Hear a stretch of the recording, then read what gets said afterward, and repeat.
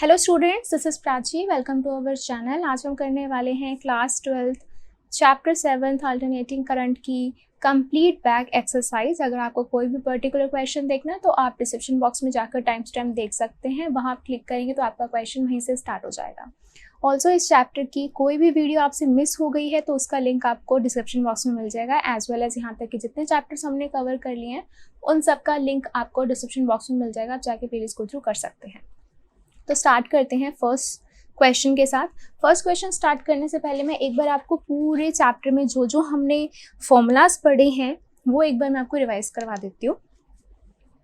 Alternating voltage जो थी वो हमारे पास क्या है? अल्टरनेटिंग वोल्टेज है आपके पास Vm साइन ओमेगा टी। ये हमने पूरे चैप्टर में ये पढ़ा, ठीक है। Now what is current? Current के लिए होता है Im sine omega t plus phi, और ये जो फाई होता है ये रेसिस्टर के लिए, कंडक्टर के लिए, कैपेसिटर सर्किट के लिए या एलसीआर के लिए, सबके लिए अलग अलग बदलता रहता है, ठीक है। वेयर आई एम क्या होता है आपके पास? This is Vm by impedance, right. Now what is impedance? Impedance के लिए हमने पढ़ा था under root R square plus XC minus XL whole square, right. और उसके बाद हमने यहाँ से अगर फाई छूट गया है तो फाई के लिए हमने पढ़ा था tan phi equals to XC minus XL upon R। यहाँ से हमने एक इम्पीडेंस ट्राइंगल भी बनाया था, ये था फाई, इसके सामने था XC माइनस XL, यहाँ था R और ये था आपका इम्पीडेंस।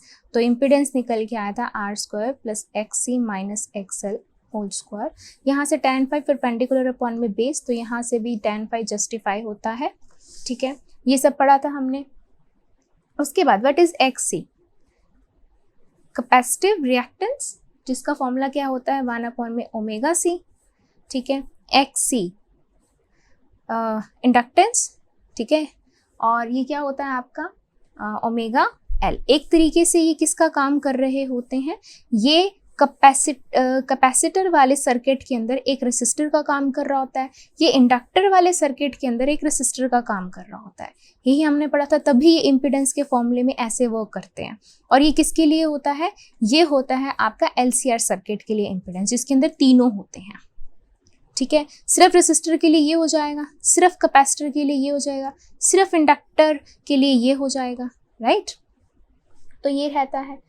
और हमने बात करी थी फिर पावर की, ठीक है। पावर का क्या फॉर्मूला होता है? What is the formula of power? That is Vm Im cos phi, ठीक है। ये हमने जनरल पढ़ा था, where cos phi is R by impedance, ठीक है। ये हमने पढ़ा था। अब ऑब्वियसली यहाँ पे भी आप देख सकते होगे cos phi is perpendicular, sorry base by hypotenuse, तो बेस बाय हाइपोटेनियस। क्लियर है ये बात, ठीक है। तो ये हमने फॉर्मूलाज फटाफट से रिवाइज कर लिए हैं, अब हमें इजी रहेगा इसको सॉल्व करना। तो स्टार्ट करते हैं with first question. 100 ohm resistor is connected to a 220 volt 50 hertz AC supply. What is the RMS value of current in the circuit and the net power consumed over a full cycle? तो अब सबसे पहले आपको पता होना चाहिए जो आपके घरों में वोल्टेज या फिर करंट आता है वो RMS ही होता है ना। तो ये जो है ये वोल्टेज आपकी RMS है, ठीक। आपको जो करंट निकालना है वो भी RMS करंट निकालना है। तो पहले हम देख देते हैं क्या क्या हमें गिवन है। रेसिस्टर गिवन है, वोल्टेज RMS लिखो या सिंपल वोल्टेज लिखो, एक ही मतलब है, 220 वोल्ट है। फ्रीक्वेंसी आपको गिवन है 50 हर्ट्ज की, ठीक है। निकालना है करंट, निकालना है, ठीक है, IRMS निकालना है। तो उसके लिए तो हमारे पास सिंपल ओम्स लॉ है, V इक्वल्स टू IR। अगर ये RMS है तो ये भी RMS है, keeping the resistance constant in the wire, right. तो बस यहीं से ही आपके पास IRMS निकल आएगा, VRMS डिवाइड में R। तो ये क्या है आपके पास 220 डिवाइड में रेसिस्टेंस कितना है 100, तो IRMS कितना हो जाएगा 2.2 ampere. This is your answer. तो अब हम करते हैं इसका बी पार्ट। बी पार्ट क्या कह रहा है? What is the net power consumed over a full cycle? तो पूरे साइकिल में पावर कितनी कंज्यूम हुई है, ठीक है। तो कंज्यूम मतलब पावर डिसिपेट हुई है, मतलब कि यहाँ पे पावर का फॉर्मूला लगाएंगे, that is V I cos phi. और यहाँ पर फॉर्मूले में वी आई क्या होता है, आर एम एस वैल्यूज होती हैं, ये आपको पता होना चाहिए, मैं लिख भी देती हूँ, V R M S, I R M S and cos phi, ठीक है।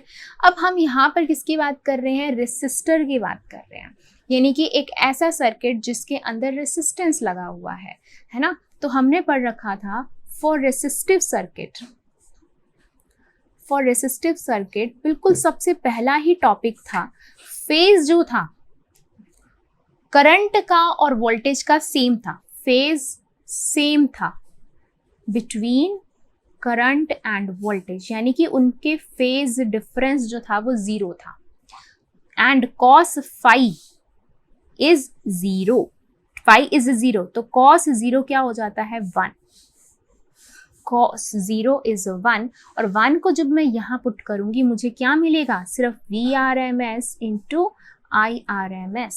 अब इन्हीं की हम यहाँ पर वैल्यू पुट कर देंगे, ठीक है। Now what is VRMS and what is IRMS, तो VRMS इज 220 एंड IRMS हमने यहाँ निकाला दैट इज 2.2, पॉइंट हटा दिया, 22 को 22 से करेंगे तो 484 और ये आ जाएगा what. This is your answer, ठीक है। तो ये था 7.1 का पार्ट बी। चलिए करते हैं क्वेश्चन सेकंड। क्वेश्चन सेकंड क्या कह रहा है, the peak voltage of an AC supply is 300 volt, what is the RMS voltage. तो हमें पीक वोल्टेज और RMS वोल्टेज के बीच का हमें रिलेशन पता है, हमने पढ़ रखा है रिलेशन, दैट इज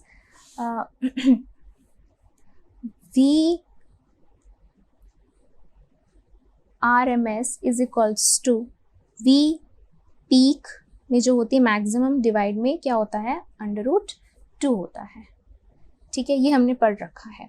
अब अगर मैं इसको सॉल्व करती हूँ तो ये √2 ऊपर जाता है, ठीक है, तो √2 जब ऊपर जाता है तो उसकी वैल्यू हो जाती है 0.707। वैसे √2 की क्या होती है 1.414 होती है, लेकिन ऊपर जाता है तो 0.707, और ये पीक क्या है आपको दे रखी है, दैट इज 300, पॉइंट हटा दिया 1000, 2 0 से 2 zeros कैंसिल हो जाएंगी, तो ये आ जाएगा 212.1 वोल्ट, तो ये हो जाएगा VRMS। सेकेंड की अगर हम बात करते हैं RMS current of an circuit, अब RMS दे रखा है, आपको पीक निकालना है, तो इसका भी सेम रिलेशन होता है, that is IRMS is equals to I का मैक्सिमम डिवाइड में √2 होता है। आपको क्या निकालना है, पीक निकालना है, ये निकालना है, तो क्रॉस मल्टीप्लाई हो जाएगा, तो IM निकालना है, IRMS दे रखा है इंटू √2, तो IRMS क्या है आपको 10 एम्पियर दे रखा है, √2 क्या होता है 1.414 होता है, पॉइंट हटा दिया 1000 लगा दिया, 1 0 से 1 0 कैंसिल, 14.14 एम्पियर, ये आ गया आपका पीक, ठीक है। IM निकालना था तो वो आ गया आपकी पीक वैल्यू ऑफ करंट। तो ये था आपका क्वेश्चन 7.2। चलिए करते हैं क्वेश्चन थर्ड क्वेश्चन क्या कह रहा है, a 44 milli henry inductor is connected to 220 volt 50 Hz AC supply, determine the RMS value of the current in the circuit।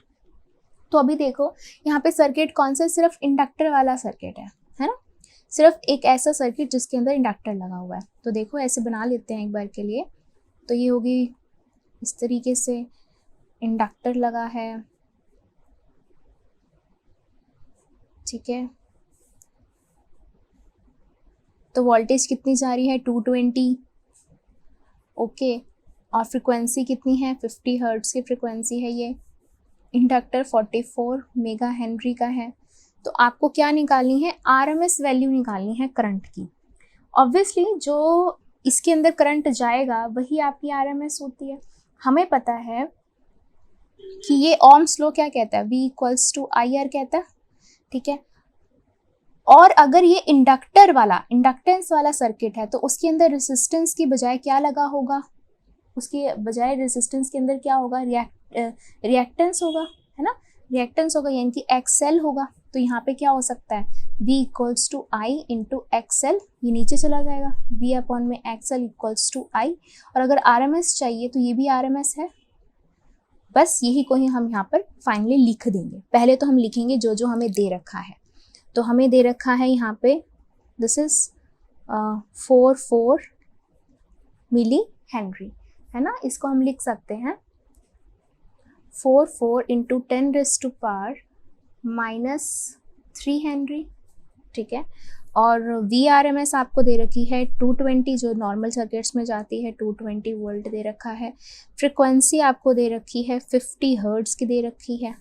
क्या निकालना है, IRMS। तो सिंपल फॉर्मूला IRMS का हमने जो निकाला, क्या होता है IRMS का फॉर्मूला इज VRMS, और इंडक्टेंस वाले सर्किट के लिए इंडक्टेंस आ जाएगा, ठीक। अब इंडक्टेंस का क्या फॉर्मूला रहता है, what is the formula of inductance, इसका फॉर्मूला होता है आपका ओमेगा L, ठीक है। यहाँ पुट कर दो, तो VRMS upon omega L। Now what is omega, angular frequency, normal frequency क्या होगी 2πf होगी, तो 2πf पुट कर देते हैं, VRMS upon 2πf into L। अब वैल्यूज पुट कर दो, VRMS is 220, this is 2 pi frequency and inductance, clear. अब इन सबको हम सॉल्व कर लेंगे तो फाइनल RMS जो वैल्यू आएगी आपके पास, ये पॉइंट हटा गया ऊपर चला गया, ये पॉइंट हटा के ऊपर चला गया, ये जीरोस कैंसिल हो गई, ये 2 पे चला गया, 100 ये ऊपर चला गया, ठीक है। ये इससे कैंसिल हो गया 50, ठीक है। ये इसको कैंसिल कर दिया 10 पे, इसको कैंसिल कर दिया 5 पे, तो 5000 डिवाइड बाय 314, ये आ जाएगा आपके पास 15.9 एम्पियर, ठीक है, 15.9 एम्पियर। तो ये आएगा आपका आंसर जब आप 5000 को डिवाइड करोगे 314 से। This is your IRMS in this circuit, clear. तो आपने क्लियर करना है सबसे पहले कि आपको सर्किट कौन सा दिया, और बेसिक फॉर्मूला वही रहेगा। अगर यहाँ एक कैपेसिटर वाला सर्किट होता तो यहाँ पर कैपेसिटेंस आ जाता, रिएक्टिव कैपेसिटेंस आ जाता, तो उसको सॉल्व कर लेते, ठीक है। तो ये था आपका क्वेश्चन 3। चलिए करते हैं क्वेश्चन 4। अब क्वेश्चन 4 में क्या है, a 60 microfarad capacitor is connected to 110 volt 60 hertz AC supply, determine RMS value of the current. ये बिल्कुल थर्ड क्वेश्चन जैसा ही है, ठीक है, बस वो इंडक्टेंस वाला सर्किट है, ये कैपेसिटेंस वाला सर्किट है, थोड़ी सी वैल्यूज चेंज कर दिए, तो वैसे ही बना लेते हैं इस तरीके से।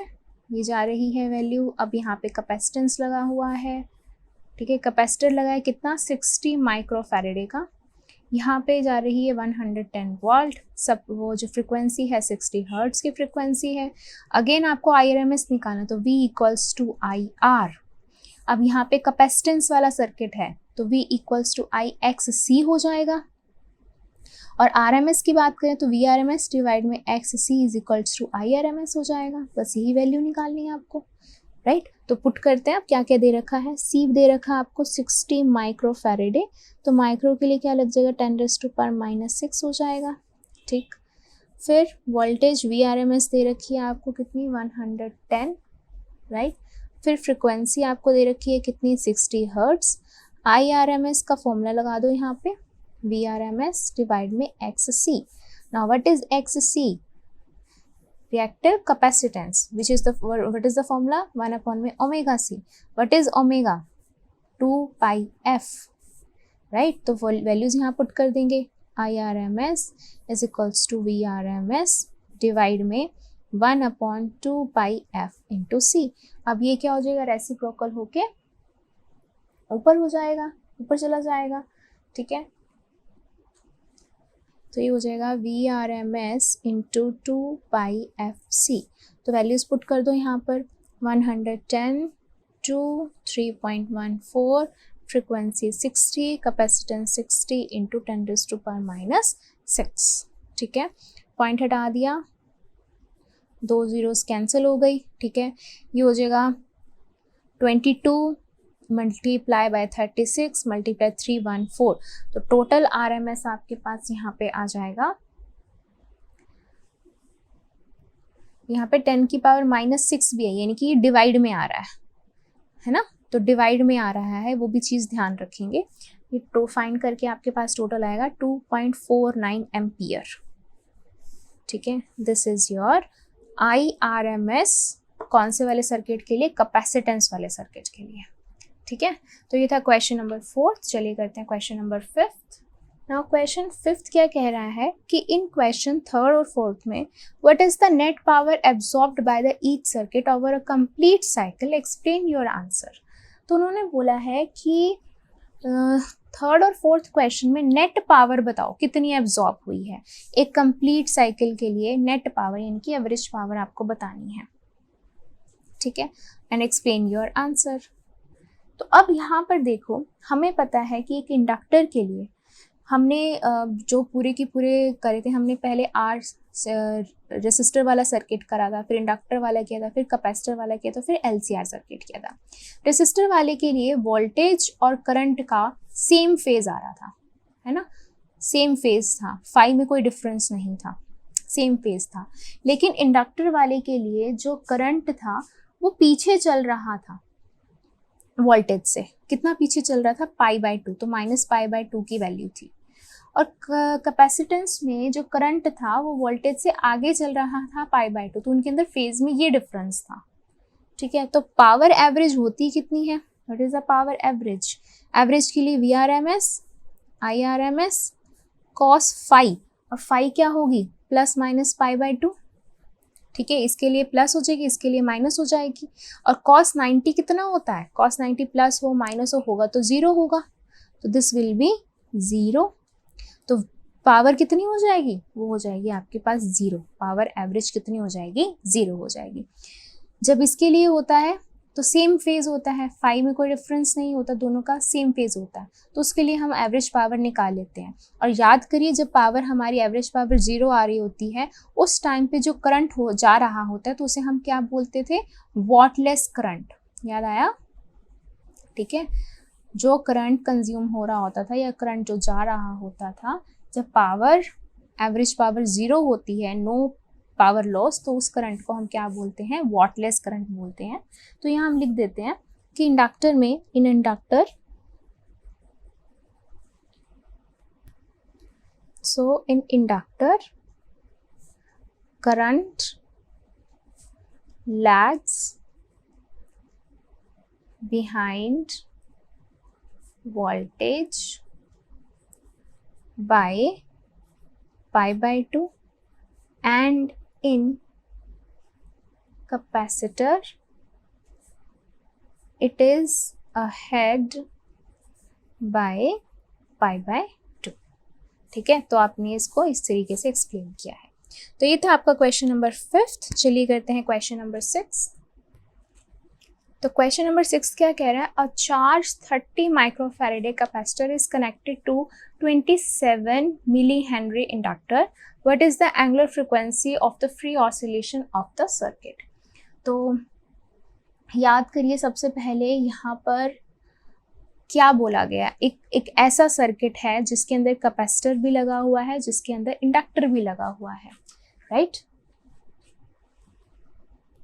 तो पहले हम यहाँ मेंशन कर देते हैं C = 30 microfarad, that is 30 × 10⁻⁻⁶ farad, और inductor 27 milli henry, that is 27 × 10⁻³ henry. आपको बताना है angular frequency of the free oscillation. याद करिए एंगुलर फ्रीक्वेंसी का क्या रिलेशन होता है इसके साथ, 1/ω/LC। याद करिए, बहुत इंपॉर्टेंट था, मैंने आपको बताया था स्पेशली जब रेसिस्टेंस नहीं होता है तो एंगुलर फ्रीक्वेंसी जो होती है निकल के जो आती है वो 1/√LC होता है। बस इसके अंदर यहाँ पे पुट कर देना है, √27 × 10⁻³ इंटू 30 × 10⁻⁶।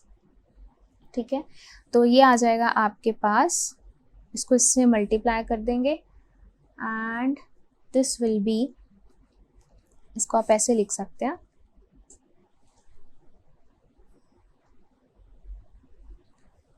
3 0 3 7 21 1 2 एंड 81 हो गया, ठीक है, इंटू 10 ये वाला अलग से हो गया, ठीक है, और ये हो गया 10⁻⁻⁹, ठीक है, माइनस माइनस प्लस हो गया। तो आप इसको यहाँ लिख सकते हैं √81 इंटू 10⁻⁻8 हो गया, ठीक है।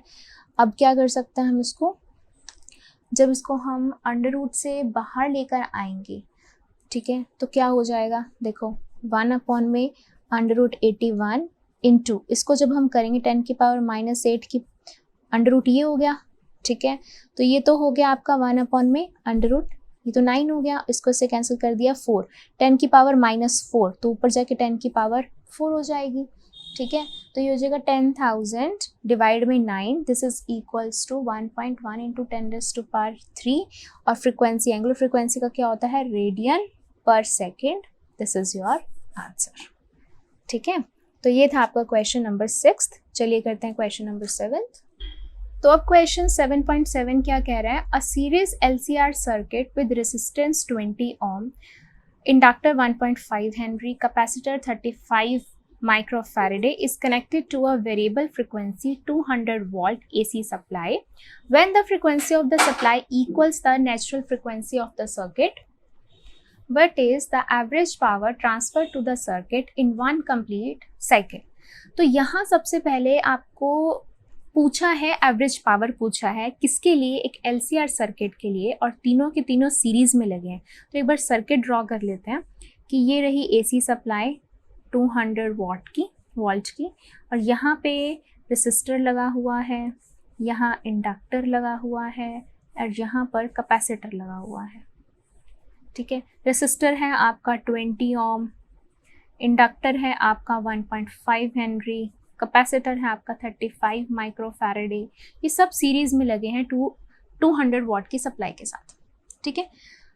और अब उन्होंने क्या बोला, यहाँ पे बहुत इंटरेस्टिंग बात है, ध्यान से देखो, when the frequency of the supply equals the natural frequency of the circuit, दोबारा पढ़ो, when the frequency of the supply equals the natural frequency of the circuit, यहाँ पे आपको कंडीशन दे दी गई है कि जो हम फ्रिक्वेंसी भेज रहे हैं वो सर्किट की नेचुरल फ्रिक्वेंसी से के इक्वल है। और ये हमने किसकी डेफिनेशन पढ़ी थी कि when the natural frequency, when the supplied frequency matches the natural frequency of the circuit, the condition is called resonance. तो यहाँ पे क्या है कंडीशन, at resonance, याद आया, ठीक है। तो यहाँ पे उन्होंने पूरी लाइन लिखना प्रेफर किया है, ये नहीं बोला कि find the average power transferred at resonance. क्यों, क्योंकि रेजोनेंस में आपको समझ आ जाता, जिस बच्चे ने सिर्फ रट्टा मार रखा है कि रेजोनेंस पे क्या होता है, ठीक है, फॉर्मूले का रट्टा मार रखा है, तो वो तो फिर कंफ्यूज हो जाएगा ना ये डेफिनेशन पढ़ के। तो डेफिनेशन आपको समझ में आनी चाहिए। रेजोनेंस की डेफिनेशन क्या होती है कि जब जो हम सप्लाई की हुई होती है फ्रिक्वेंसी वो हमें natural frequency of the circuit match कर जाती है तो उसे हम रेजोनेंस कहते हैं, और एट रेजोनेंस करंट मैक्सिमम हो जाता है। और ऑब्वियसली मैक्सिमम होगा, यहाँ पे क्या है, सीरीज में है तो सब में सेम जाएगा और करंट मैक्सिमम हो जाएगा, ठीक है। तो ये होगी बात। अब रेजोनेंस के लिए आपको क्या निकालनी है, एवरेज पावर निकालनी है। तो पावर का फॉर्मूला पहले मुझे बताओ, पावर का फॉर्मूला क्या होता है, व्हाट इज पावर का formula, VRMS IRMS and cos phi, ये होता है। एंड एट रेजोनेंस क्या होता है, XC इक्वल्स टू XR होता है, सॉरी XL होता है, ठीक है। Capacitive reactance and inductive reactance दोनों क्या हो जाते हैं, इक्वल होते हैं। और इम्पिडेंस की अगर हम बात करें क्या हो जाता है, √R² plus XC minus XL whole square, ये दोनों इक्वल हो गए 0, तो यानी कि इम्पिडेंस हो गया आपका R के इक्वल। यानी कि आपके सर्किट के अंदर जो पावर कंज्यूम कर रहा है वो सिर्फ और सिर्फ रेसिस्टेंस कर रहा है, ना ही इंडक्टर कर रहा है, ना कैपेसिटर कर रहा है। ये हमने केस में भी डिस्कस किया था जब हमने पावर का पूरा टॉपिक किया था, उसमें मैंने 4 केसेस डिस्कस किए थे, चाहे आपका हो रेसिस्टिव सर्किट हो, इंडक्टिव हो, कैपेसिटिव हो, या LCR हो, या रेजोनेंस हो। सभी केसेस के अंदर जो पावर डिसिपेशन होती है या पावर कंज्यूम होती है वो सिर्फ और सिर्फ अक्रॉस रेसिस्टेंस होती है, बाकी दोनों जो डिवाइसेस होती हैं वो एनर्जी स्टोरेज डिवाइसेस होती हैं, वहां पर पावर आपकी कंज्यूम नहीं होती है। याद आया? ठीक है, तो फॉर ओनली आर, ठीक है, फॉर ओनली रेसिस्टेंस क्या होता है, V और I सेम फेज में होते हैं, दैट मीन्स फाई क्या होता है, 0 होता है, एंड cos 0 क्या होता है, 1 होता है। So we only use power equals to VRMS IRMS। So what is the power, VRMS कितनी है आपके पास, VRMS देख लेते हैं कितनी है। हाँ, दिस इज 200, दिस इज 200, ठीक है। And what is RMS, IRMS, current कितना है, ये तो 200 हो गया। एंड करंट के लिए हम निकालना पड़ेगा, तो करंट क्या होता है, V equals to IR, I क्या हो जाएगा, V बाय R। तो V कितना है आपके पास 200 और रेसिस्टेंस कितना है 20, कैंसिल कर दिया। IRMS कितना हो गया 10 एम्पियर, यहाँ पे 10 पुट कर दो तो पावर कितनी आ गई 2000 वॉट या फिर 2 kilo watt, one and the same thing.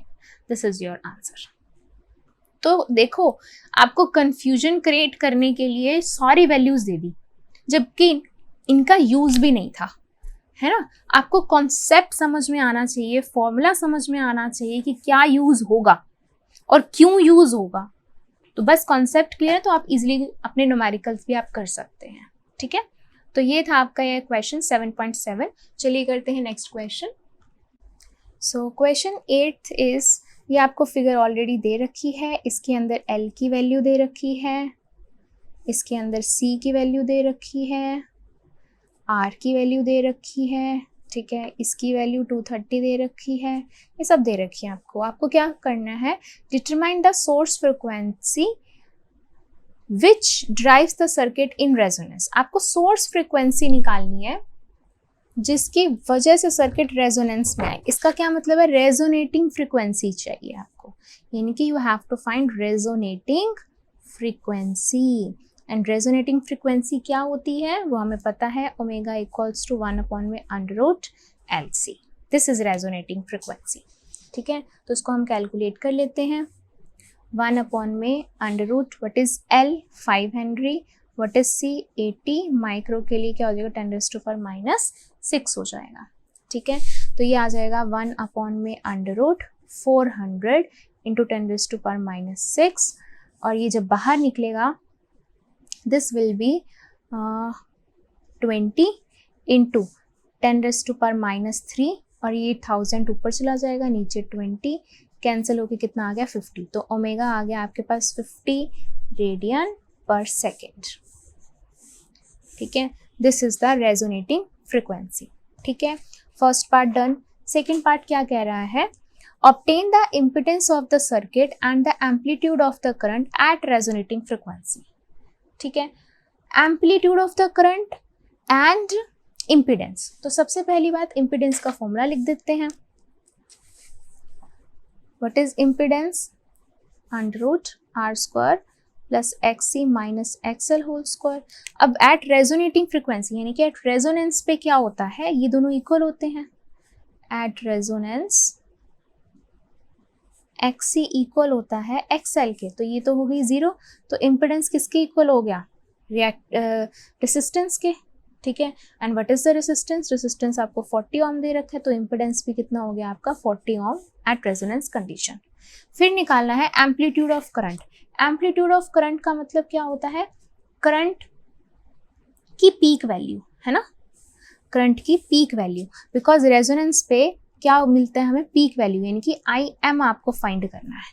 हमें इस सर्किट में से तो IRMS मिलेगा, तो उसका इसके साथ रिलेशन हमें पता है, वो क्या होता है √2 IRMS हो जाता है। तो IRMS तो हम इजीली निकाल सकते हैं। कैसे निकाल सकते हैं, IRMS क्या हो जाएगा, VRMS अपॉन में इम्पिडेंस, इम्पिडेंस क्या है आपका रेसिस्टेंस आया है, व्हाट इज VRMS 230, है ना, 230 है यहाँ पे, डिवाइड में दिस इज 40 कैंसिल हो गया, ठीक है, तो ये आ गया आपके पास 23/4 एम्पियर। इसके अंदर हम वैल्यू पुट कर देते हैं, दैट इज √2 23/4, √2 इज 1.414, 23/4। सो ये पीक करंट जो हो जाएगा वो होगा 8.1 ampere. This is the answer. ठीक है, तो ये हो गया इसका सेकेंड केस। अब हम बात करते हैं यहाँ पर थर्ड की। इन्होंने क्या बोला है, determine the RMS potential drop across the 3 elements, show that the potential drop across LC combination is 0 at resonant frequency. पहले तो यहाँ तक है आपका क्वेश्चन, फिर अगला यहाँ से शुरू है कि आपने पोटेंशियल ड्रॉप निकालना है अक्रॉस ऑल 3 एलिमेंट्स। रेजिस्टेंस के अक्रॉस V निकालना है, C के अक्रॉस V निकालना है और L के अक्रॉस आपने V निकालना है, मतलब कि पोटेंशियल ड्रॉप निकालना है आपने। ठीक है, तो हमें पता है सबसे पहले अगर हम बात करते हैं रेसिस्टेंस के अक्रॉस करते हैं, सो व्हाट इज रेसिस्टेंस के across, V equals to IR। ठीक है, करंट तीनों में सेम रहेगा, क्यों, क्योंकि ये सब में सीरीज में लगे हुए हैं और सीरीज के लिए करंट सब में क्या होता है, सेम होता है। ठीक है, और कौन सा करंट होगा, IRMS। तो IRMS हमने निकाला था अभी, क्या निकल के आया था IRMS, 23/4, यही लगा देंगे यहाँ पे। So this is 23/4, resistance is 40। ठीक है, कैंसिल कर दिया 10, तो ये आ गया 230 वोल्ट किसके अक्रॉस, अक्रॉस रेसिस्टेंस। फर्स्ट निकाल लिया। ठीक है, फिर निकालना है अक्रॉस कैपेसिटेंस। तो कैपेसिटेंस के अक्रॉस फॉर्मूला क्या बनेगा, I, और रेसिस्टेंस की जगह क्या हो जाएगा, XC। ठीक है, what is XC, this is 1/ωc। ठीक है, what is omega, this is 2πf into C। तो यहाँ पे वैल्यू पुट कर दो, दिस इज 23/4, 1/2 पाई, फ्रिक्वेंसी कितनी दी हुई है, it is a frequency,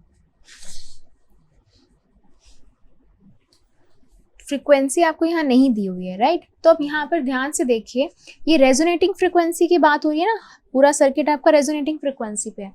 resonating frequency हमने फर्स्ट पार्ट में निकाली थी, है ना, रेजोनेटिंग फ्रीक्वेंसी ओमेगा ही हमने निकाला था, दैट इज 50। तो आपको यहाँ पे ये पुट करने की जरूरत ही नहीं है, तो ये क्यों, ओमेगा ही आपके पास क्या है, 50 है, तो आपको ये पुट करने की नीड नहीं है। तो आप इसकी जगह पे डायरेक्ट पुट करेंगे 50 इंटू C। कैपेसिटेंस के लिए क्या यूज करेंगे आप, 80, माइक्रो के लिए 10⁻⁻6 हो जाएगा। ठीक है, इसे आप कैलकुलेट कर लेंगे, दिस विल बी 23/4 इंटू 40 और 2 zeros, और ये हो जाएगा 10⁻6 ऊपर चला जाएगा। ठीक है, अब इसे जब हम सॉल्व करेंगे, अक्रॉस C की बात हो रही है, तो इसको सॉल्व करके आपके पास मिलेगा 1437.5 वॉट। तो ये किसके अक्रॉस हो जाएगा, अक्रॉस कैपेसिटेंस। ठीक है, तो ये हो गया फर्स्ट रिएक्टेंस, रेसिस्टेंस के अक्रॉस, फिर कैपेसिटेंस के अक्रॉस। अब हम बात करते हैं इंडक्टेंस के अक्रॉस, तो उसके लिए V equals to I into XL होगा। तो ठीक है, XL क्या होता है, ओमेगा L होता है, पुट कर दो, दिस इज 23/4, ओमेगा इज 50, जो फर्स्ट केस में निकाली थी, L इज 5, इजी। ठीक है, इसे हम जब सॉल्व कर लेंगे तो यहाँ पर भी हमें सेम मिलेगा 1437.5 वोल्ट, यही आपको कैलकुलेट होके मिलेगा। ठीक है, तो अब बात कर लेते हैं हमने तीनों में निकाल लिया, तो यही हमें फाइंड करना था। अब उन्होंने बोला है कि show that the potential drop across LC combination is 0 at resonating frequency. ठीक है, रेजोनेटिंग फ्रिक्वेंसी पर जो LC कॉम्बिनेशन है वो क्या है, 0 आ रहा है पोटेंशियल ड्रॉप उसका। तो देखो अब यहाँ पे हम क्या करेंगे, ठीक है, इट LC कॉम्बिनेशन, अब LC कॉम्बिनेशन की अगर हम बात करें तो क्या बनता है, V इक्वल्स टू I, और R की जगह पे क्या यूज करेंगे, LC combination, that is XC minus XL, या XL माइनस XC, एक ही बात है। हमें पता है जोन सा बड़ा होता है उसमें से हम छोटे वाले को माइनस कर देते हैं, XC माइनस XL करो या XL माइनस XC करो। ठीक है, यहाँ पर देखो ये दोनों ही सेम है। ठीक है, XC सॉरी ये सेम नहीं है, हम यहाँ पर ये बोल सकते हैं कि दोनों की जो रेजोनेटिंग फ्रिक्वेंसी होती है ना, एट रेजोनेंस क्या कंडीशन होती है at resonance, XL equals to XC होता है, दोनों सेम पुट कर देंगे तो I इक्वल्स टू 0 आ जाएगा, ठीक है। तो V कितना आ जाएगा 0, यही आपको शो करना था।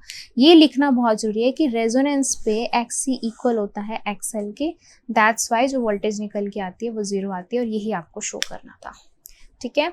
तो ये था आपका लास्ट क्वेश्चन का last part. Thank you, that's all for this video. Next video में हम करेंगे नेक्स्ट चैप्टर। Thank you.